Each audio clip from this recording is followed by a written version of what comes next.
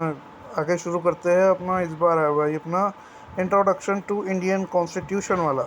भाई अपना बीए का पेपर है तो अपना ख्याल रखना, जिसका जीई हो पॉलिटिक्स साइंस का वही ध्यान दे। और ये अपना सेमेस्टर 2 का पेपर होगा और इसकी इंस्ट्रक्शंस ध्यान से पढ़नी है कि ये इंग्लिश और हिंदी दोनों में होता है। और ये बीच बीच में ऐसे दे देते हैं जैसे इंस्ट्रक्शन पहले इंग्लिश में आई फिर हिंदी में आई, ऐसे करके आपको पूरे पेपर में देते हैं। इसके कारण आपका पेपर जो है लेंदी लगता है पूरा। इसीलिए ध्यान रखना है कि हमें ज़्यादा लेंथ पे ध्यान नहीं देना है, सिर्फ अपना ही कोई एरिया पढ़ना है। अगर आप हिंदी मीडियम के हो तो हिंदी वाला पढ़ो और इंग्लिश के हो तो सिर्फ इंग्लिश वाला ही पढ़ना है। हम क्या करते हैं कि हम पढ़ते पढ़ते ध्यान नहीं रहता कि हम इंग्लिश वाला पढ़ रहे हैं हिंदी वाला, क्योंकि हम इंग्लिश वाले की भी हिंदी ट्रांसलेशन करने की पूरी कोशिश रखते हैं। तो इसीलिए चलो क्वेश्चन हम शुरू करते हैं अपने। पहला अपना ये जो है हमारा ये इंस्ट्रक्शंस है कि अटैम्प्ट एनी 5 क्वेश्चंस और सारे जो है इक्वल मार्क्स कैरी करते हैं आपके। तो पहला क्वेश्चन है आपका कि डिस्कस करना है मेकिंग हमारी इंडियन कॉन्स्टिट्यूशन की स्पेशल रेफरेंस के साथ प्रिंसिपल्स के accommodation and consensus reflected in the constituent assembly की, मतलब जो कॉन्स्टिट्यूएंट असेंबली में आपके एकोमोडेशन और कॉन्सेंसस रिफ्लेक्ट किए जाते हैं स्पेशल रेफरेंस के साथ। आपके जब आपका इंडियन कॉन्स्टिट्यूशन बन रहा था तो इसका स्पेशल रेफरेंस आप देंगे, उसका प्रिंसिपल्स हमारे एकोमोडेशंस का और कॉन्सेंसस का जो रिफ्लेक्ट हुए थे आपके कॉन्स्टिट्यूएंट असेंबली में। यानी अगर हम इसका हिंदी ट्रांसलेशन पढ़ने की कोशिश करें तो ये है संविधान सभा में जो प्रतिबंबित जो हमारा समायोजन और सर्वसम्मति के सिद्धांतों के विशेष संदर्भ में भारतीय संविधान के निर्माण की व्याख्या कीजिए। कि मतलब ये आपको कह रहा है कि संविधान सभा में जो प्रतिबिंबित जो आपका समायोजन था और सर्वसम्मति के सिद्धांतों के विशेष संदर्भ में भारतीय संविधान के निर्माण की व्याख्या करनी थी हमें। ठीक है, तो उसे हमें एक्सप्लेन करेंगे यहाँ। हमारा है अब अगला है, इसकी थोड़ी क्वालिटी थोड़ी सी डाउन है तो हम इसको ध्यान से पढ़ने की कोशिश करते हैं। सेकंड क्वेश्चन है कि how did the social political context of the nationalist movement influence the making of the Indian constitution की, मतलब हमारा राष्ट्रवादी आंदोलन के सामाजिक राजनीति संदर्भ ने भारतीय संविधान के निर्माण में को किस प्रकार प्रभावित किया। कि मतलब आपका इन्फ्लुएंस किस तरह से किया आपकी इंडियन कॉन्स्टिट्यूशन को, आपकी इंडियन नेशनल वो जो नेशनल पॉलिटिकल मूवमेंट्स थे, आपकी सोशल पॉलिटिकल कॉन्टेक्स्ट जो थे आपके नेशनलिस्ट मूवमेंट्स के। ठीक है, तो हमारा सेकंड ये रहेगा। और थर्ड रहेगा कि हमारा एग्जामिन करने हैं बेसिक फीचर्स इंडियन कॉन्स्टिट्यूशन के। अब ये भारतीय संविधान के हमें पता है कि मूल विशेषताएं कैसे कैसे थी और का परीक्षण करना है हमें कि मतलब उसके जो बेसिक फीचर्स है हमारे इंडियन कॉन्स्टिट्यूशन के, जैसे हमारे फंडामेंटल राइट्स और आपकी वो जो थी हमारी कौन सी ये जो ड्यूटीज़ होती है हमारी, जो स्टेट की ड्यूटीज़ होती है और जो पर्सन की ड्यूटी होती है, जो सिटीजन्स की ड्यूटी होती है, उन सबको आपको प्रॉपर्ली एक्सप्लेन कर देना आप 2-2.5 पेज तक, तो आपको इसको प्रॉपर नंबर्स मिलेंगे और इसमें कोई दिक्कत नहीं आएगी आपकी। और ध्यान रखना इसको point by point he explain करना, पहले आप पॉइंट्स लिखना फिर उसको एक्सप्लेन करना पूरा। इसके कारण आपको जो है प्रॉपरली ग्रेस्ड मार्क्स मिलेंगे, जिसके कारण आपके नंबर जो है वो बिना 2-4 दे के नहीं रोकने की कोशिश करेंगे। ठीक है, अब हमारा है क्रिटिकली एग्जामिन करना है फंडामेंटल राइट्स जो आपके पार्ट 3 में दिए गए हैं कॉन्स्टिट्यूशन के। आर दीज राइट्स एब्सोल्यूट, कि क्या ये जो राइट्स आपको दिए गए हैं एब्सोल्यूट से, जो आपके फंडामेंटल राइट जो पार्ट 3 में थे हमारे कॉन्स्टिट्यूशन के, हमें पता है क्या है। और वो राइट्स क्या एब्सोल्यूट है, वो एब्सोल्यूट है, लेकिन क्या वो प्रॉपरली एब्सोल्यूट है? नहीं, उसे नहीं कह पाएंगे हम, क्योंकि उसके जो है काफ़ी कारण हैं और ये आपने कारण काफ़ी अच्छे तरीके से अपनी बुक्स में पढ़े हैं। तो उसको बिना मैं एक्सप्लेन करे उसको मैं, क्योंकि प्रॉपरली अगर एक्सप्लेन करने बैठूँगा तो काफ़ी टाइम बीत जाएगा हमारा। हमने ये सब पहले ही पढ़ रखा है अपनी बुक्स में कि हमारे फंडामेंटल राइट जो है 3rd पार्ट में कॉन्स्टिट्यूशन के, वो किस हिसाब से, क्या वो प्रॉपरली एब्सोल्यूट थे या नहीं थे। तो अब आप ध्यान रखना, ऐसे ऐसे क्वेश्चन जो है आपको स्पेशली वो पूछेगा। अब 5th जो है हमारा, अब वो पढ़ते हैं हम इसका क्रिटिकली एनालाइज करना है हमें एवोल्यूशन हमारा सेंटर स्टेट रिलेशंस आपका इन इंडिया सिंस इंडिपेंडेंस की मतलब आपके जो इवोल्यूशन होता रहा है सेंटर और स्टेट का हमारे इंडिया में इंडिपेंडेंस से, कि इंडिपेंडेंस के बाद जो आपका सेंटर और स्टेट का रिलेशन था वो जब आपका वो आपस में उसका एवोल्यूशन हुआ वो किस हिसाब से हुआ, तो हमें ये बताना है उसके एग्जांपल दे दे के कि सेंटर और स्टेट का जो रिलेशन है वो अब कैसा होता चला गया।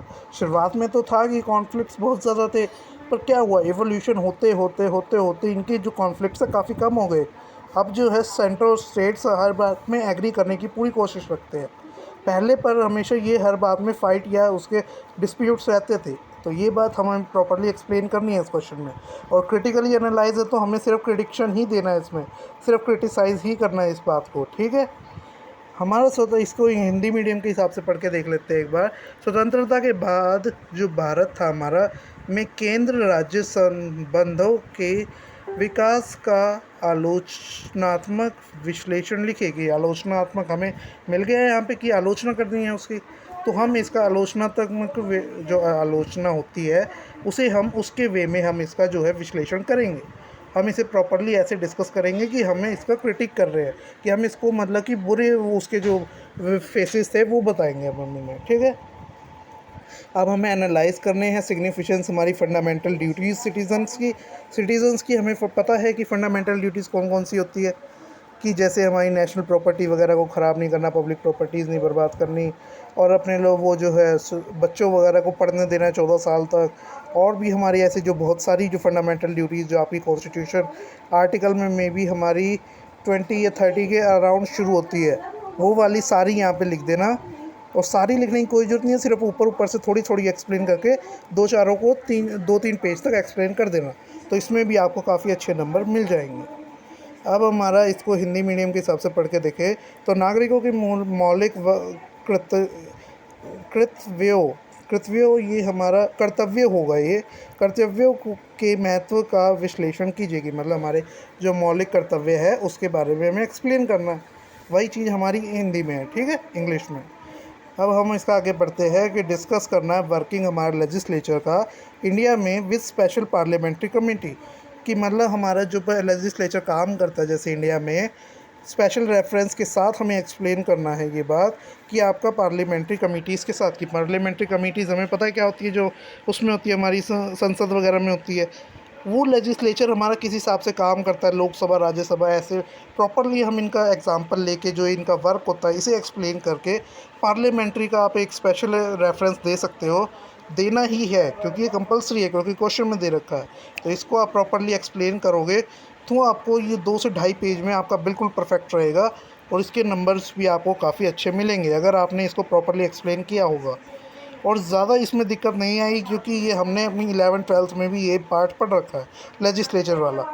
जो आर्ट साइड से थे उन सब ने पढ़ रखा है ये चीज़। तो अगर इसका ऊपर ऊपर से भी आपको पता है तो भी इसके बारे में 2-4 बात नीचे ऐसी ऐसी लिख देना, कुछ एक्चुअली यूज़ करना कि आप थोड़ी प्रोफेशनल लैंग्वेज यूज़ करो, क्योंकि अगर आप प्रोफेशनल नहीं करते हो तो ये नंबर्स आपके हमेशा रोकते हैं कि मतलब ये बच्चे ने ऐसे कैजुअल लैंग्वेज में लिख रखा है या उस वे में, ठीक है। तो कोशिश करना कि आप इसकी कॉन्स्टिट्यूशन वगैरह की ही लैंग्वेज में लिखो, कि जैसे हमारी पॉल साइंस में हमने पढ़ी थी ना कि ऐसे फंडामेंट्स वगैरह ऐसी वाली जो थोड़ी टिपिकल सी लगती है वैसे वाली। अब हम इसको हिंदी में पढ़ लेते हैं। संसदीय समितियों के विशेष संदर्भ में भारत के विधायिका के कार्य प्रणाली की व्याख्या कीजिए, कि हमें जो है संसदीय समिति हमने पढ़ा पार्लियामेंट्री कमेटी को कहते हैं। ये इसके जो विशेष संदर्भ की मतलब जो इसके पर्टिकुलर जो वो है टॉपिक्स है, जो पर्टिकुलर वो है हमारे विषय है, जो हमारे पर्टिकुलर वो होते हैं, कैसे कहेंगे हम इसे, वेज कह लो या तो आप, में जो हमारा भारत है उसके विधायिका मतलब हमारा लेजिस्लेचर वगैरह की बात कर रहा है ये, कि कार्य प्रणाली की वो किस हिसाब से वर्क करता है, कि हमें उसको प्रॉपरली एक्सप्लेन करना है। तो ये हमारा हिंदी मीडियम का हो गया। अब इंग्लिश मीडियम का अगला पढ़ते हैं। एनालाइज करना है आपको सिग्निफिकेंस आपका जुडिशल रिव्यू और जुडिशल एक्टिविज़म का हमारे इंडिया में, कि मतलब हमारा क्या एक्टिव जुडिशल रिव्यू है हमारे उसके बारे में, कि जुडिशल का जो आपका रिव्यू लिया जाता है, और एक्टिविज़म हमारे इंडिया में किस हिसाब का है। हमें पता है कि जुडिशरी वगैरह क्या हिसाब होता है, कि जैसे हमारी ये कोर्ट्स वगैरह है और इसमें जो जज वगैरह बैठते हैं, लॉयर वगैरह है, तो ये जो अपना प्रॉपरली रिव्यू सिस्टम रखते हैं कि हमारा जो ये डिसीजन था क्या ये प्रॉपरली सही था, जो आपने सुना हो कि ये जो है पुराने केसेस भी जो सॉल्व हो जाते हैं, इन पे भी लोग जो है रिव्यू या क्रिटिक्स वगैरह देते हैं।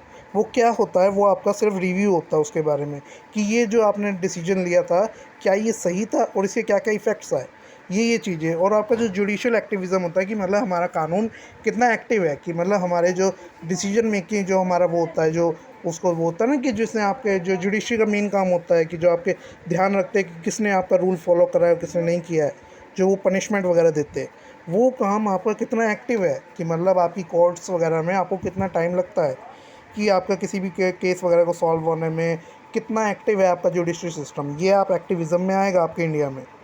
और जो है इसका हम हिंदी मीडियम पढ़ें तो भारत के न्यायिक समीक्षा और न्यायिक सक्रियता के महत्व की विश्लेषण कीजिए, कि मतलब हमारा जो है भारत के न्यायिक जो समीक्षा होती है, कि मतलब जो इंडिया का जो है हमारा जो जुडिक्शन जो होता है, हमारा समीक्षा, हमारा रिव्यू जो है, और सक्रियता एक्टिविज़म जो हमारा, जैसे ही हमने अभी जुडिशल रिव्यू और एक्टिविज़म पढ़ा, ये वाले इसके हिंदी मीडियम वर्ड्स है।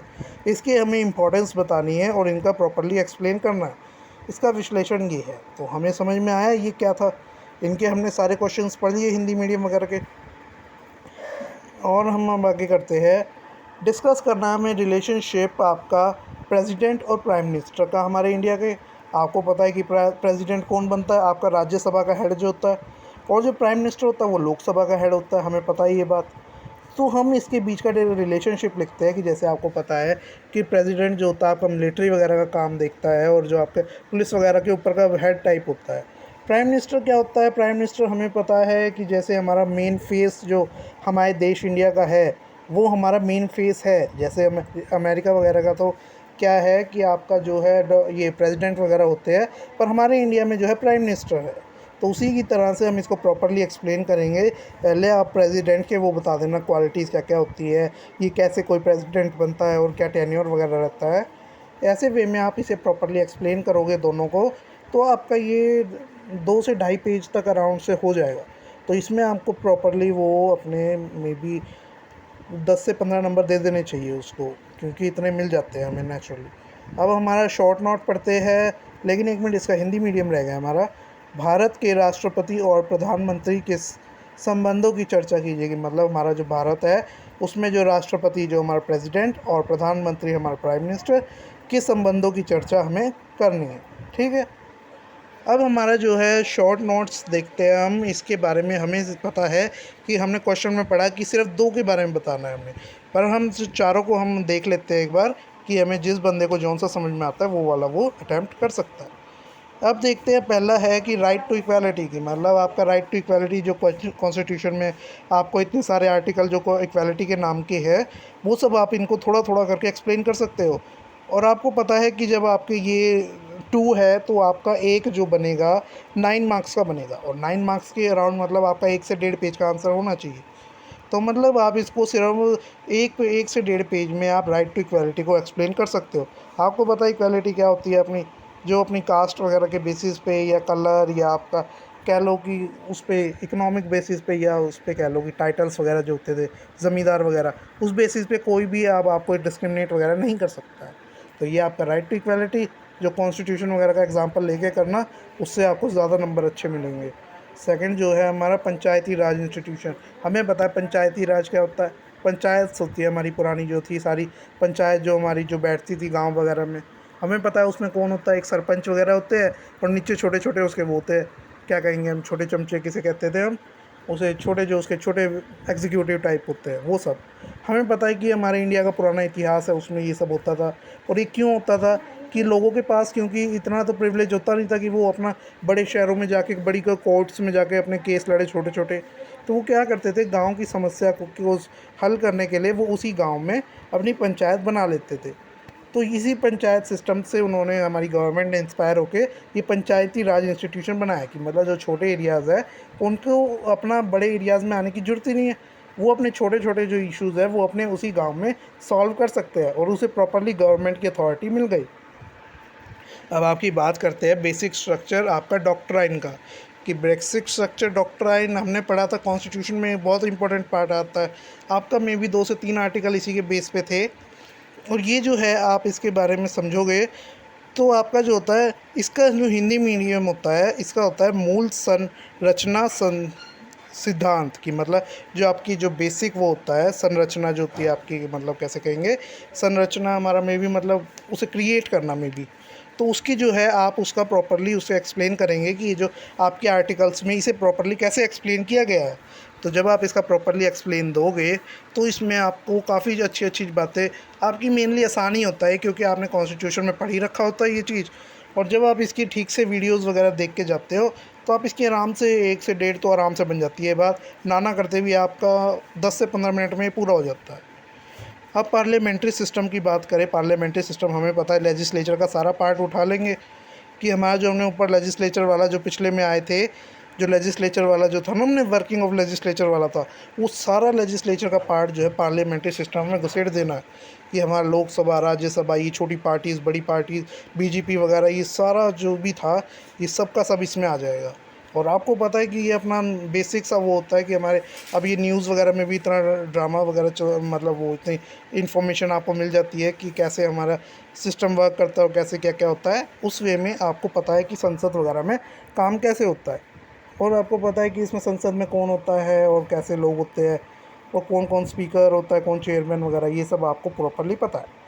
तो अब इसको पार्लियामेंट में तो कोई इशू नहीं रहेगा। अगर आप इन दोनों में से अगर देखना चाहो कि सबसे आसान वाला कौन सा है, तो मेरा आपको पर्सनल रिव्यू रहेगा कि ये हमारा एक, या तो ये पंचायती राज देख लेना, या राइट टू इक्वालिटी, या पार्लियामेंट्री, क्योंकि डॉक्ट्राइन वाला उसमें कभी कभार मुश्किल वर्ड आ जाते हैं और हैवी वर्ड्स को यूज़ करना पड़ता है। पर हम जो इसके जो पंच पार्लियामेंट्री वगैरह है, इसमें हम अपने आसान से नॉर्मल वर्डों में पूरा का पूरा लिख सकते हैं और इसके आराम से नंबर मिलते हैं। इसमें ये भी नहीं रहेगा आपको कि आपका पूरा वो रहेगा कि आपको हैवी वर्ड्स यूज़ करने हैं या आपको प्रॉपरली वो डिस्गाइज्ड वर्ड यूज़ करने हैं, वो सब नहीं रहेगा आपका। अपना आराम से हिंदी वगैरह में अपने छोटे छोटे वर्ड यूज़ करना और पूरा अच्छी तरह से लिखा जाएगा, जो आपको लिखने में भी आसान देगा और आपका पढ़ने में भी आसान रहेगा। जो चेक करेगा उसको भी पढ़ने में मज़ा आता रहेगा।